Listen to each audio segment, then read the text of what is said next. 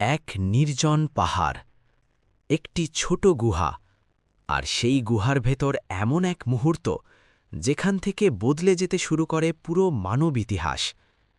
আলহামদুলিল্লাহ রব্বিল আলামিন, ওয়াসসালাতু ওয়াসসালামু আলা সাইয়্যিদিনা মুহাম্মদ ওয়া আলা আলিহি ওয়া সাহবিহি আজমাইন।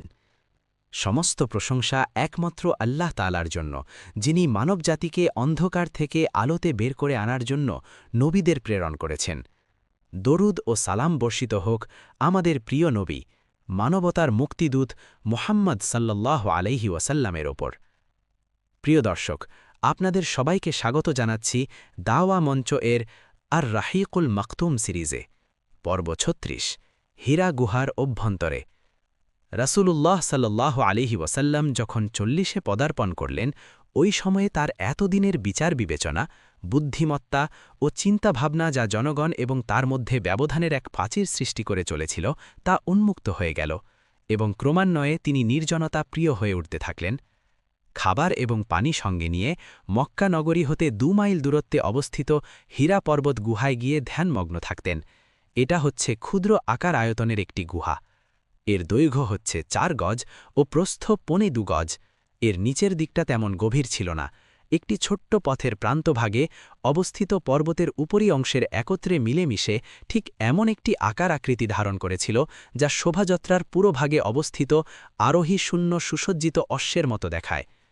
পুরো রমাজান রাসূলুল্লাহ সাল্লাল্লাহু আলাইহি ওয়াসাল্লাম হীরা গুহায় অবস্থান করে আল্লাহ তাআলার ইবাদত বন্দেগীতে লিপ্ত থাকতেন। বিশ্বের দৃশ্যমান বস্তু নিচের অন্তরাল থেকে যে মহাশক্তি প্রতিটি মুহূর্তে সকল কিছুকে জীবন, জীবিকা ও শক্তি জাগিয়ে চলেছেন, সেই মহামহিয়ান ও গরিয়ান সত্তার ধ্যানে মশগুল থাকতেন। স্বগোত্রীয় লোকদের অর্থহীন বহুত্ববাদী বিশ্বাস ও পৌত্তলিক ধ্যান ধারণা তার অন্তরে দারুণ প্রতিক্রিয়ার সৃষ্টি করত, কিন্তু তার সামনে এমন কোনো পথ খোলা ছিল না যে পথ ধরে তিনি শান্তি ও স্বস্তির সঙ্গে পদচারণা করতে সক্ষম হতেন। রাসূলুল্লাহ সাল্লাল্লাহু আলাইহি ওয়াসাল্লামের নির্জনতা প্রিয়তা ছিল প্রকৃতপক্ষে আল্লাহ তাআলার ব্যবস্থাপনার এক অংশ। এভাবেই আল্লাহ তাআলা ভবিষ্যতের এক মহতী কর্মসূচির জন্য তাকে প্রস্তুত করে নিচ্ছিলেন। যে আত্মার নসিবে নবুয়ত রূপী এক মহান আসমানি নেয়ামত নির্ধারিত হয়ে গিয়েছে এবং যিনি পথভ্রষ্ট ও অধপতিত মানুষকে সঠিক পথ নির্দেশনা দিয়ে করবেন ধন্য, তার জন্য যথার্থই প্রয়োজন সমাজ জীবনের যাবতীয় ব্যস্ততা, জীবনযাত্রা নির্বাহের যাবতীয় সমস্যা থেকে মুক্ত থেকে নির্জনতা অবলম্বনের মাধ্যমে আল্লাহ তাআলার নৈকট্য লাভ করা।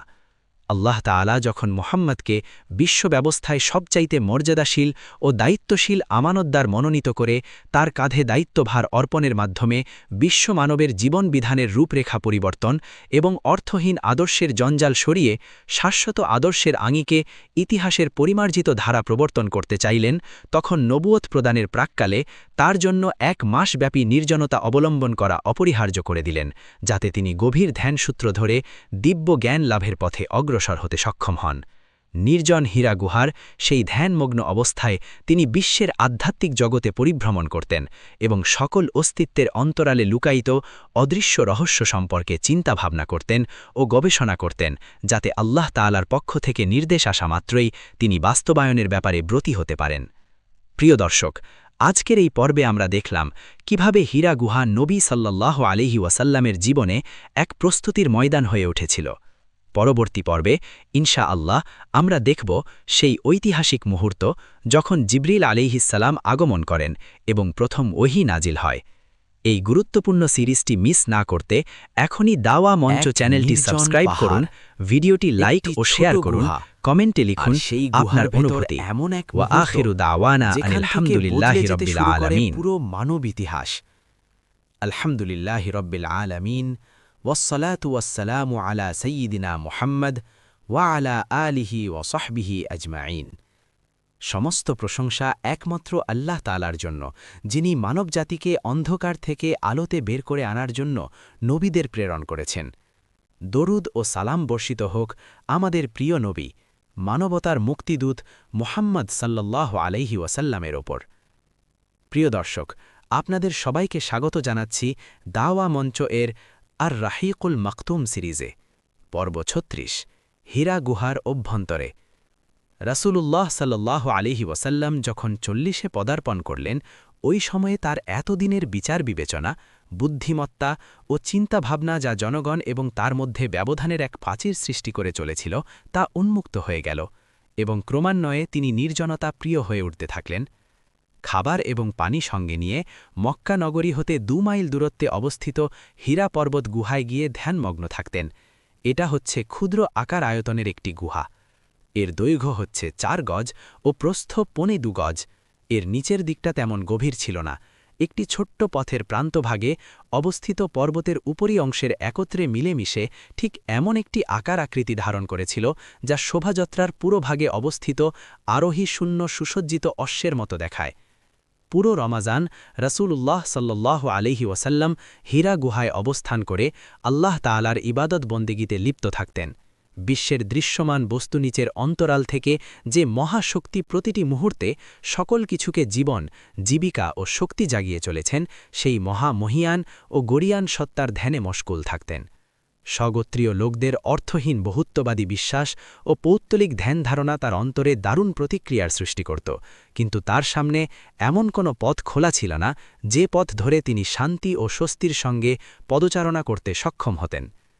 রাসূলুল্লাহ সাল্লাল্লাহু আলাইহি ওয়াসাল্লামের নির্জনতা প্রিয়তা ছিল প্রকৃতপক্ষে আল্লাহ তাআলার ব্যবস্থাপনার এক অংশ। এভাবেই আল্লাহ তাআলা ভবিষ্যতের এক মহতী কর্মসূচির জন্য তাকে প্রস্তুত করে নিচ্ছিলেন। যে আত্মার নসিবে নবুয়ত রূপী এক মহান আসমানি নেয়ামত নির্ধারিত হয়ে গিয়েছে এবং যিনি পথভ্রষ্ট ও অধপতিত মানুষকে সঠিক পথ নির্দেশনা দিয়ে করবেন ধন্য, তার জন্য যথার্থই প্রয়োজন সমাজ জীবনের যাবতীয় ব্যস্ততা, জীবনযাত্রা নির্বাহের যাবতীয় সমস্যা থেকে মুক্ত থেকে নির্জনতা অবলম্বনের মাধ্যমে আল্লাহ তাআলার নৈকট্য লাভ করা। আল্লাহ তাআলা যখন মুহাম্মদকে বিশ্ব ব্যবস্থায় সবচাইতে মর্যাদাশীল ও দায়িত্বশীল আমানতদার মনোনীত করে তার কাঁধে দায়িত্বভার অর্পণের মাধ্যমে বিশ্ব মানবের জীবনবিধানের রূপরেখা পরিবর্তন এবং অর্থহীন আদর্শের জঞ্জাল সরিয়ে শাশ্বত আদর্শের আঙিকে ইতিহাসের পরিমার্জিত ধারা প্রবর্তন করতে চাইলেন, তখন নবুয়ত প্রদানের প্রাক্কালে তার জন্য 1 মাসব্যাপী নির্জনতা অবলম্বন করা অপরিহার্য করে দিলেন, যাতে তিনি গভীর ধ্যানসূত্র ধরে দিব্য জ্ঞান লাভের পথে অগ্রসর হতে সক্ষম হন। নির্জন হীরা গুহার সেই ধ্যানমগ্ন অবস্থায় তিনি বিশ্বের আধ্যাত্মিক জগতে পরিভ্রমণ করতেন এবং সকল অস্তিত্বের অন্তরালে লুকায়িত অদৃশ্য রহস্য সম্পর্কে চিন্তাভাবনা করতেন ও গবেষণা করতেন, যাতে আল্লাহ তাআলার পক্ষ থেকে নির্দেশ আসা মাত্রই তিনি বাস্তবায়নের ব্যাপারে ব্রতী হতে পারেন। প্রিয় দর্শক, আজকের এই পর্বে আমরা দেখলাম কিভাবে হীরা গুহা নবী সাল্লাল্লাহু আলাইহি ওয়াসাল্লামের জীবনে এক প্রস্তুতির ময়দান হয়ে উঠেছিল।